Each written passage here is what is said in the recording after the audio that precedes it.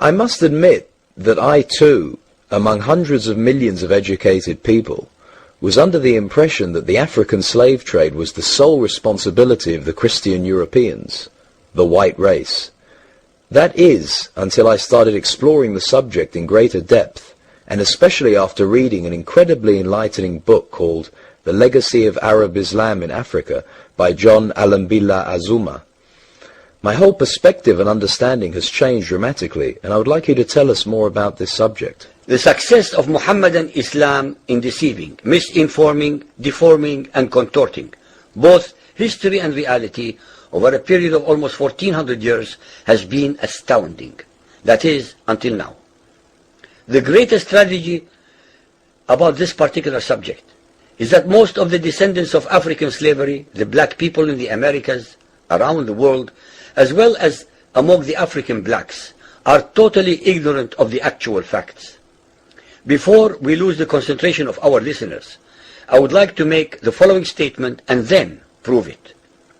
That the worst, most inhumane and most diabolical institution of the black African slave trade was initiated, refined, perpetrated, and implemented by the Mohammedan Arabs and later aided and abetted by the black converts to Mohammedan Islam. I predict that, as usual, the two subcultures, those of denial of facts and of political correctness, will attack us without once disproving a single statement and or conclusion that we make.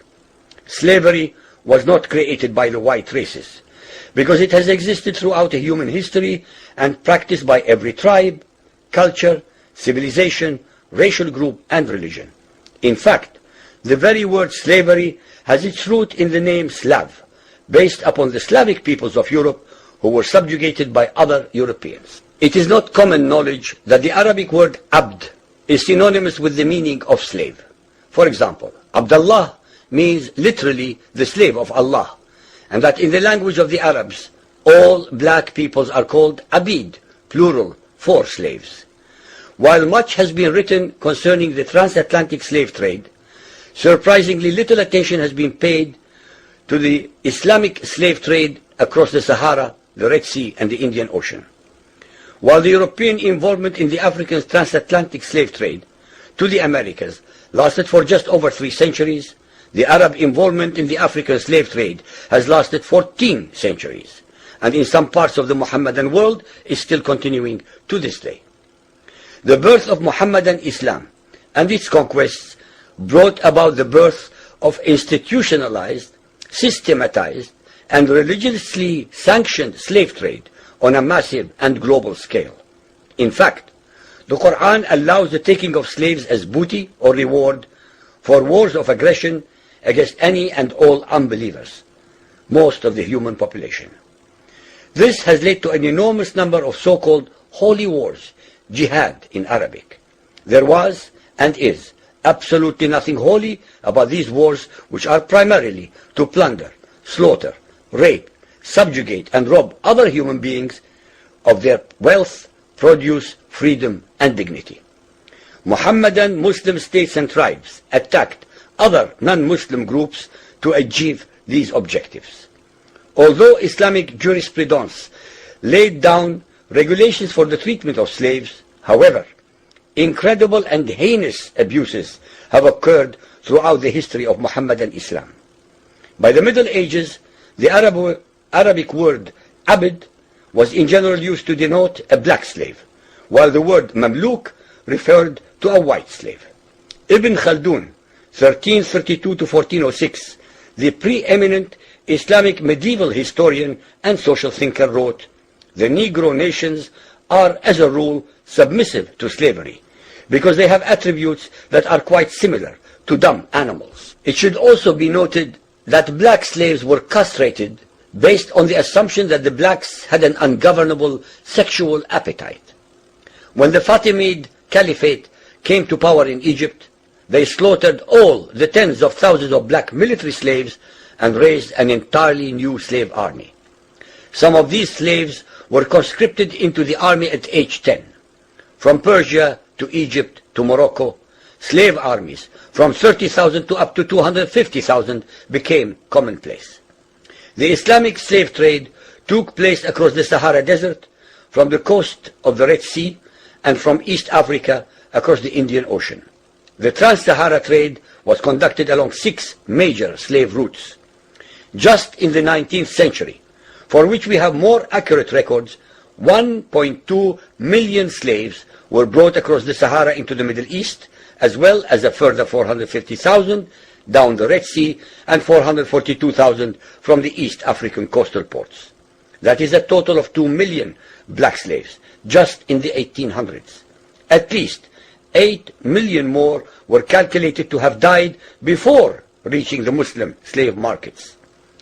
A comparison of the Islamic slave trade to the American slave trade reveals some extremely interesting contrasts. While 2 out of every 3 slaves shipped across the Atlantic were men, the proportions were reversed in the Islamic slave trade. 2 women for every man were enslaved by the Muslims. While the mortality rate of slaves being transported across the Atlantic was as high as 10%, the percentage of slaves dying in transit in the Trans-Sahara and East African slave market was a staggering 80 to 90%. While almost all the slaves shipped across the Atlantic were for agricultural work, most of the slaves destined for the Muslim Middle East were for sexual exploitation as concubines, in harems, and for military service. While many children were born to the slaves in the Americas, the millions of their descendants are citizens in Brazil and the United States today. Very few descendants of the slaves that ended up in the Middle East survived. While most slaves who went to the Americas could marry and have families, most of the male slaves destined for the Middle East were castrated, and most of the children born to the women were killed at birth. It is estimated that possibly as many as 11 million Africans were transported across the Atlantic, 95% of which went to South and Central America, mainly to Portuguese, Spanish, and French possessions. Only 5% of the slaves ended up in what we call the United States today. However, a minimum of 28 million Africans were enslaved in the Muslim Middle East.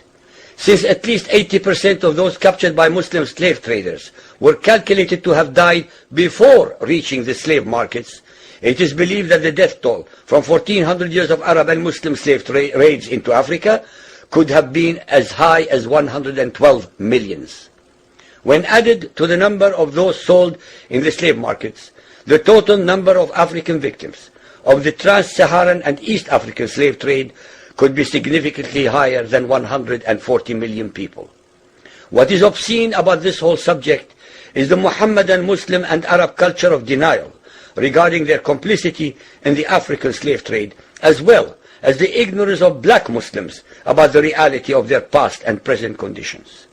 The statistics and reports above are based upon the logbooks kept at the African slave ports, ship logs, travelers' reports, eyewitness accounts, etc. Ladies and gentlemen, the facts and reality of Muhammadan Islam's complicity in the slave trade and their inhuman depravity are infinitely more devastating, more staggering, and more incomprehensible than all the nightmare fictions in the world.